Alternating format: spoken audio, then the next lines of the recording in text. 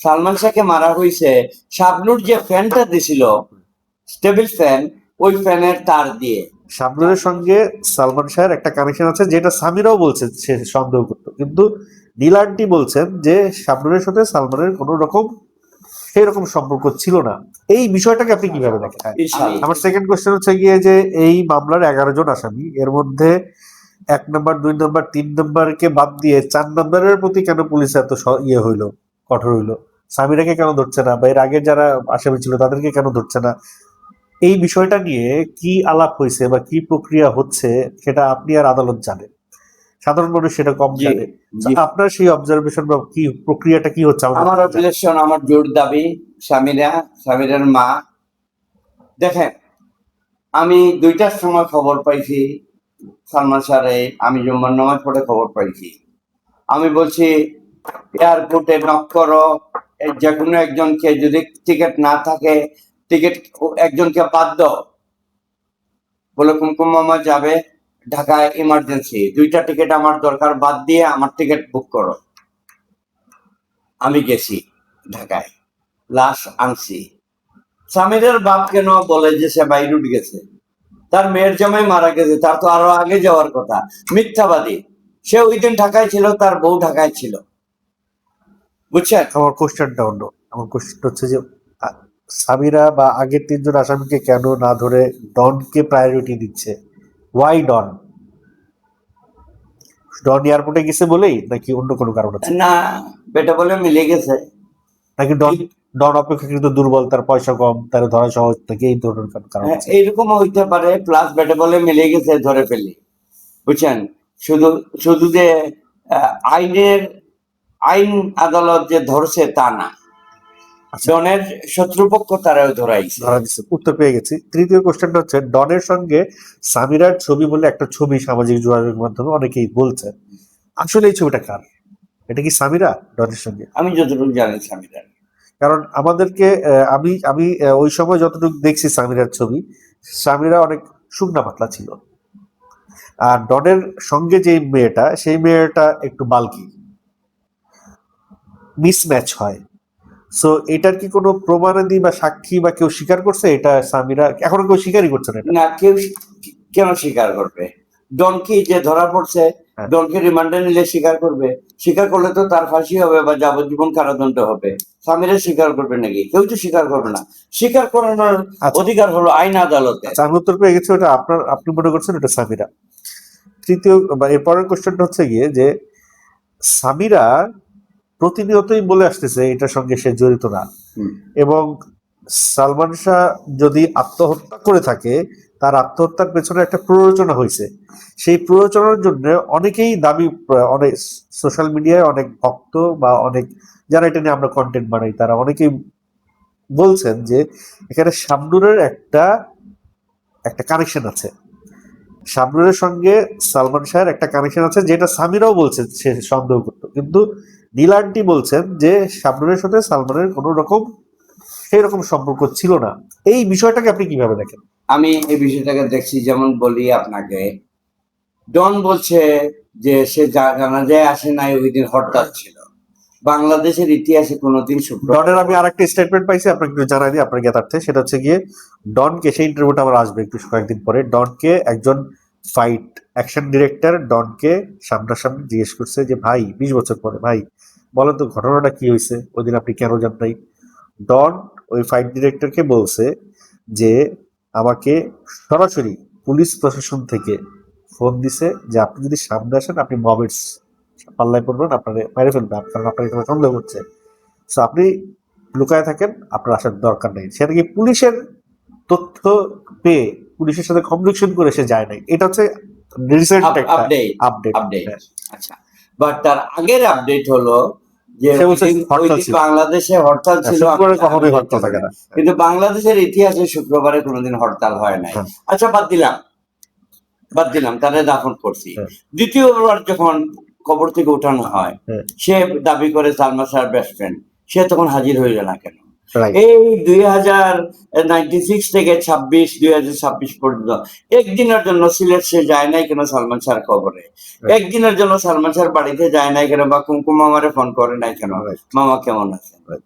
শোনেন, এইগুলা এই লুকায়িত জিনিসই প্রমাণ করে যে ডাল মে কুছ কালা হয়। আচ্ছা, আরেকটা কোশ্চেন, চিরাগে কখনো সালমান শাহ তার শ্বশুর বাড়িতে উঠতো না, হ্যাঁ। উঠতো ক্লাবে। হ্যাঁ, ক্লাবে। আমি যদি আমার আমি ম্যারেড, আমি যদি আমার শ্বশুরবাড়ির এলাকাতে যাই, সেখানে শ্বশুরবাড়িতে না গিয়ে যদি আমি ফেরত আসি, তাহলে তো আমার খবর আছে। ওইখানে তো তারে হামলা করা হয়েছিল। তাহলে তো আমার খবর আছে, বিষয়টা এরকম। তো সেই জায়গা থেকে, সেই প্রেক্ষাপট থেকে তার শ্বশুরবাড়িতে না যাওয়ার পেছনে কারণটা কি? তাকে একবার হামলা করা হয়েছে, জীবন দাসের হামলা, সেটা ডন জানে। সেই হামলাটা কি শ্বশুর বাড়িতেই হয়েছে না শ্বশুরবাড়ির এলাকায় হয়েছে? শ্বশুর বাড়ির সামনেই হয়েছে, আচ্ছা, সে জানে। সেই হামলাটা কারা করছে? কারা করতে সেটা ডন জানে, ডন জানে, স্বামীরা জানে, আমি কেমনে জানবো? আরেকটা তথ্য আসে বিভিন্ন সোশ্যাল মিডিয়ায় যে সামিরার ওই এলাকায় একটা ছেলের সঙ্গে অ্যাফেয়ার ছিল। হ্যাঁ, কয়েকটা প্রমাণও নাকি সালমান শাহর হাতে আছে, সেটা পেয়েছিলেন সালমান শাহ। তো সেই সম্পর্কে আপনি কতটুকু জানেন? এটা সম্বন্ধে আমি তেমন কিছু জানি না।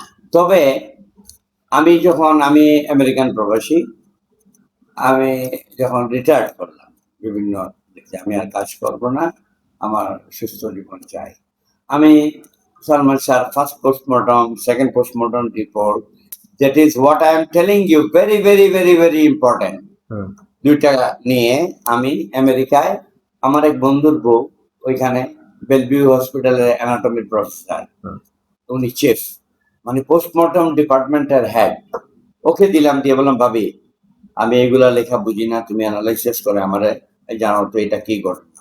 3 দিন পরে ভাবি আমাকে ফোন করে ডাকলো, ডাইকে হাইসা বললো, তুমি কি মনে করো? আমি বললাম, আমি কিছু মনে করি না, তুমি আমার বলো।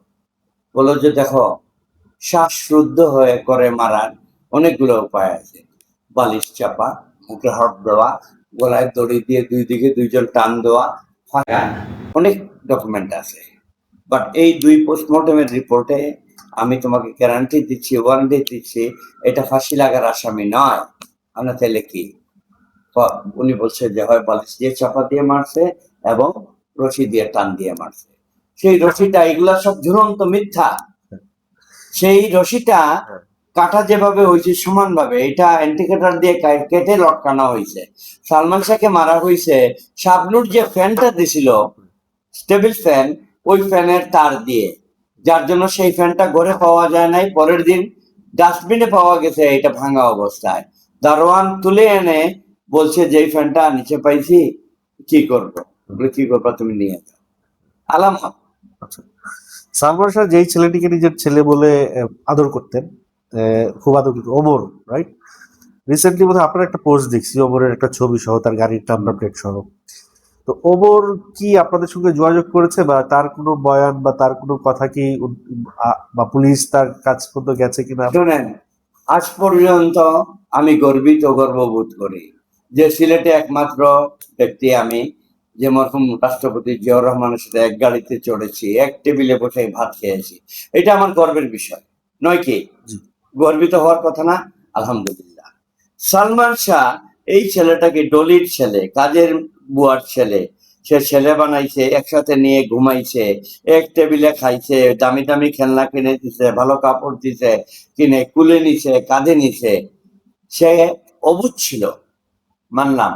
সে বড় হওয়ার পরে সে কি জানে না যে সালমান শাহ তাকে ছেলে বানাইছিল? তার মাও তো তাকে বলার দরকার যে তুই একটা গ্রেটফুল ব্যক্তি।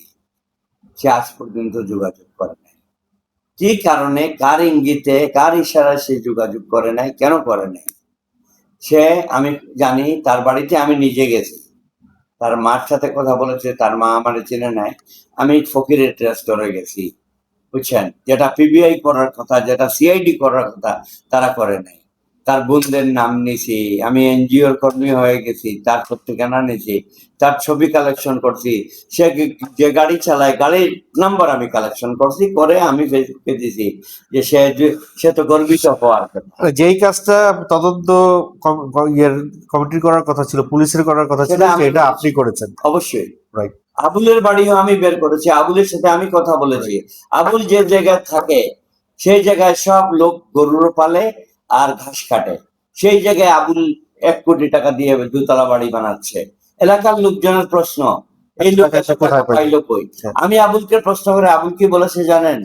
তার শালা কাতার থেকে টাকা পাঠাইছে, কাতার থেকে টাকা পাঠাইছে এবং সে ঘর বানাচ্ছে। আচ্ছা, এখন কাতার থেকে কোন অ্যাকাউন্টে টাকা পাঠাইলো, কেমনে পাঠাইলো, details। তার ফোনের সাথে কার কার লিঙ্ক না লিঙ্ক, কার সাথে যোগাযোগ আছে, সেটা সিআইডি পিপিআই তাদের মামলা। আমি কি করবো?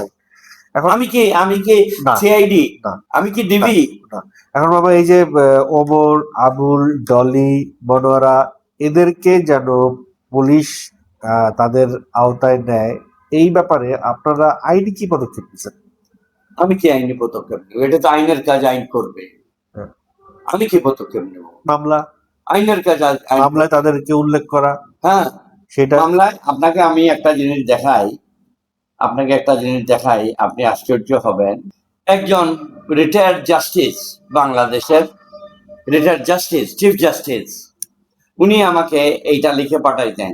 2025 সালের 20 অক্টোবর আদালতের জজ রায় ঘোষণার সময় বলেছেন, সালমান শাহের বুকের বাম পাশে এমন একটি আঘাতের চিহ্ন দাগ পাওয়া গেছে যা কোনো মতেই আত্মহত্যা হতে পারে না, এটা হত্যা। এই মর্মে আদালত এই অপমৃত্যু মামলাকে হত্যা মামলায় রূপান্তরিত করার নির্দেশ দেন। অর্থাৎ সালমান শাহকে যে বা যারা হত্যা করা হয়েছে, এটি আদালতে সুস্পষ্টভাবে প্রমাণিত হয়েছে এবং এটি একটি হত্যা মামলা। আদালত বলেনি এটাকে হত্যা মামলা হিসেবে বিবেচনা করা হোক, বরং বলেছেন এটাকে হত্যা মামলায় রূপান্তরিত করা হোক। যখন কোনো মামলা হত্যা মামলা হিসাবে বিবেচনা করা হয়, তখন সেটা হত্যা নাকি আত্মহত্যা নিয়ে একটা ডাউট থাকে। কিন্তু যখন কোনো মামলা হত্যা মামলায় রূপান্তরিত হয়ে যায়, তখন তাতে আত্মহত্যার কোনো অবকাশ থাকে না। তথাপি মিডিয়ায় বলা হচ্ছে আদালত বাদীপক্ষের আবেদনের ভিত্তিতে এটাকে হত্যা মামলা হিসেবে গ্রহণ করার নির্দেশ দিয়েছেন। এসব অপপ্রচার কেন চালানো হচ্ছে? সেদিন আদালত আরো বলেছেন, সালমান শাহ এর মামলাটির সাথে শুরু থেকে এই পর্যন্ত পদে পদে অন্যায় করা হয়েছে, তাই অতি দ্রুত এই মামলার জন্য নিষ্পত্তি করা হয় এবং পুলিশ প্রয়োজনে আসামি সহ সন্দেহভাজন যে কোনো কাউকে যে কোনো সময় গ্রেফতার বা জিজ্ঞাসাবাদ করতে পারে। আমি বাকিটুকু, এজন্য আদালতের কোনো অনুমতির প্রয়োজন হবে না। মাননীয় জজ সাহেব আদালতে রায় দিয়েছেন এটি হত্যা। সেক্ষেত্রে মিডিয়া সাংবাদিক কেন বলছে সঠিক তদন্তের মাধ্যমে বের হয়ে আসবে এটি হত্যা না আত্মহত্যা? অ্যাকর্ডিং টু কোর্ট এটি হত্যা, তাই এখনই তদন্তে বের হয়ে আসবে এই খুনের সাথে কারা প্রত্যক্ষভাবে জড়িত। তার মানে আপনাদেরকে উল্লেখ করা দরকার, পুলিশ চাইলে যে কোনো সময় তাদেরকে অ্যারেস্ট করতে পারে। তো police, I got your point. Police তাহলে চাইলেই ওদেরকে দিতে পারে, এটা পুলিশের সদিচ্ছা। আপনাকে অ্যারেস্ট করতে পারে, আমাকে অ্যারেস্ট করতে পারে। রাইট, এখন এটা পুলিশের সদিচ্ছা। জি, আপনাকে বুঝতে পারছি, বুঝতে পারছি। আপনার তরফ থেকে আমি চাচ্ছি এটা জনগণ জানুক, বুঝছেন? এখানে মামলার আসামি অমুক অমুক বলার দরকার নাই। এই ব্যাপারে পুলিশ যদি চায়, আইন আদালত যদি চায়, আমাকে আপনাকে যে কোনো মুহূর্তে গ্রেফতার করতে পারে। যে যদি যে কেউ বাজে মন্তব্য করে বা কোনো কিছু করে, তাইলে সে জানে তাকেও গ্রেফতার করা হইতে পারে। বাবা, এখন যে কোশ্চেনটা করবো, এই কোশ্চেনটা আপনি চাইলে উত্তরটা এড়াই যেতে পারেন। এটা খুবই বায়াসড একটা কোশ্চেন, পলিটিক্যাল বায়াসড একটা কোশ্চেন। আমরা আমাদের আইন ব্যবস্থা সম্পর্কে কম বেশি ধারণা রাখি। এখানে একটু টাকা খাওয়াইলে অনেক কিছু সম্ভব, যদিও আইনের প্রতি শ্রদ্ধা রেখেই আমি কথাটা বলছি। কিন্তু যেটা হয়, লিগালি যেটা হয়, এবং এখানে যারা যারা এই মামলার আসামি তাদের অনেকেরই অনেক টাকা। আপনারা তো লিগাল, আপনারা তো আর এটার জন্য টাকা খরচ করবেন না, বাট যে আসামি তারা টাকা খরচ করবে এটা থেকে বাঁচার জন্য। সো টাকার কাছে যদি ধরে নেই, আগে যে কয়টা বিচার কার্য হয়েছে সেগুলো টাকার কাছে হেরে গেছে, এবারও কি বিচার কার্যটা টাকার কাছে হেরে যাবে? আমি আশা করি না, কারণ যারা এটা হ্যান্ডেল করতেছে এরা অতি ধার্মিক মানুষ, আল্লাহ ভীরু মানুষ, মা ভীরু মানুষ, বাবা ভীরু মানুষ, এরা এটা করবে না ইনশাল্লাহ। আমার কোনো অভিযোগ নাই তাদের বিরুদ্ধে, তারা অতি পায়াস মানুষ, ইনশাল্লাহ। এবং আরেকটা কোশ্চেন সেটা হচ্ছে যে প্রতিবারই সালমান শাহর মৃত্যুর দিন ঘটে আসলে একটা আসামি, আপনাদের 11 জনের একটা আসামি, একটা এসে এক এক ধরনের বিবৃতি দেয়, পরে এসে বলে আমি পাগল ছিলাম। হ্যাঁ ঠিক আছে। আগের বার রুবি বলছে, এবার রিজভী এসে বলছে। এই তো সেপ্টেম্বর মাস। হ্যাঁ, আগের বার রুবি বলছে, এবার রিজভী এসে বলছে। যারা ইউটিউব ব্যবসায়ীরা অনেকবার সামিরার বক্তব্য নিছ, ফয়সল মাহমুদ সহ অনেকে, দেখি যাও সামিরার বক্তব্য এবার এই 19 সেপ্টেম্বর সামনে আসতেছে, যাও 6 সেপ্টেম্বর 19 সেপ্টেম্বর যাও, সামিরা ইন্টারভিউ নাও, বেটা হও যদি ইন্টারভিউ নিবা, বুঝছো? আগে ভিউ কমাইছো, এখন সামিরাকে ইন্টারভিউ নাও, নিয়ে আমাকে বলো যে সামিরা কই আছে, প্রমাণ করে দাও, কোন জায়গায় আছে প্রমাণ করে দাও। হ্যাঁ, এখন সামিরা, আমরা এর আগে একটা অনলাইন ভিডিওতে দেখছি, সাংবাদিক তার বাসায় গেছে, তার বাসা থেকে দারোয়ান জানাইছে, সে বড় বড় লাগেজ নিয়ে তার গাড়ি নিয়ে বাসা থেকে বের হয়ে গেছে, কোথায় গেছে তারা জানে না, মামলা হওয়ার পরে। হ্যাঁ, তো সামিরা ধরে নিচ্ছি যেহেতু কেউ জানে না, তার মানে সে পালাইছে। সামিরা তো অনেক বড় বড় কথা বলছে যে আমি কোথাও পালাই নেই, আমি যাই নেই, আমি আসি, আমাকে যে কোনো সময় জিজ্ঞেস করলে পাবে। তো এখন সামিরার পালানোর দরকার হইলো কেন? এই রায়টা হওয়ার আগে সামিরা ছিল সরব, বিউটি পার্লার ওপেনিং, বিভিন্ন স্টেটমেন্ট দেওয়া, হ্যাঁ, মহিলা গুন্ডামি করা, দিস এন্ড দ্যাট। এখন নীরব কেন? নীরব মানে নীরব বলতে কি, সে তো ট্রেসলেস। হ্যাঁ, তার কারণ হইলো আমি দোষী। যদি সে দোষী না হইতো, সে প্রকাশ্যে আসতো। আমি বুঝতে পারছি জিনিসটা ক্লিয়ারলি, সে প্রকাশ্যে আসতে পারতো, কিন্তু প্রকাশ্যে আসতেছে না কেন? আপনারা বিবেচনা করেন। সেটাই আমি আপনার কাছে কোশ্চেনটা রাখছি, আপনার অবজারভেশনটা কি, এটার কারণটা কি হতে পারে? সে দোষী, সেজন্য সে গোপনে চলে গেছে, গোপনে চলে গেছে। এবং দেশবাসীর কাছে একটা স্পেশাল আবেদন করতেছি, আজকে হলো আমাদের এখানে বুধবার, বৃহস্পতিবার, কাল 12টা পরে হবে, রোববারে আমি শুনতে পাইছি, আমি খবর পাইছি গাছের ডাল আছে, পাতা আছে, আমি মনে করেন পাতা, রোববারে হাইকোর্টে সামিরার বেল মুভমেন্ট করা হবে। সতর্ক থাকেন, সজাগ থাকেন, কুমকুমের জন্য দোয়া কইরেন। আপনাদেরকে ক্লু দেব, বের করার দায়িত্ব আপনার। এখন আর আগের বাংলাদেশ নাই, 71-এর পরে আরেকটা স্বাধীনতা আমরা পাইছি, আমরা সুন্দর একটা দেশ পাইছি। আপনারা জাগ্রত থাকেন, সজাগ থাকেন, রোববারে বেইলের জন্য মুভ করবে, আপনারা খেয়াল করেন হাইকোর্টে। এই যে ডন ধরে রাখেন, আচ্ছা, ডনকে জামিন না দিয়ে তাকে কারাগারে পাঠানো হয়েছে, তাকে রিমান্ডে নেওয়া হয় নাই। হ্যাঁ, আপনাদের দাবি কি ছিল, বা আপনারা কি চাই, বা অনেকেই চাইছে যে ডন যদি রিমান্ডে যাইতো অনেক কথা বলে দিত জিজ্ঞাসাবাদে। তো তাকে রিমান্ডে না নেওয়াটা কি ওই যে আগের মতো যে আইন বিচার ডিলে হওয়া, মানে বিষয় পুরো ঘটনা? Everything belongs to misunderstanding.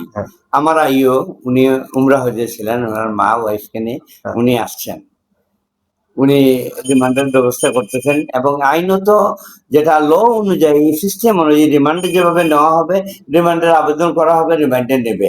অপেক্ষা করেন, অপেক্ষাকারীকে আল্লাহ তাআলা পছন্দ করেন। মানে রিমান্ডের আবেদনটা আরো পরে করতে হবে। হ্যাঁ হ্যাঁ। আচ্ছা, আরেকটা কোশ্চেন আমার জানার ছিল, আমি মিস করে গেছি। রিজভী যখন আদালত থেকে জামিন নিয়ে বেরোলো, ওই দিনই তারা প্যাকেট করে পাঠাই দিল। কে পাঠাইলো, কারা পাঠাইলো, এত টাকা? Thank you very much, thank you. সে তার স্টেটমেন্টে বলছে তার বয়স তখন 17, সে প্লেন রিজার্ভ করে গেছে।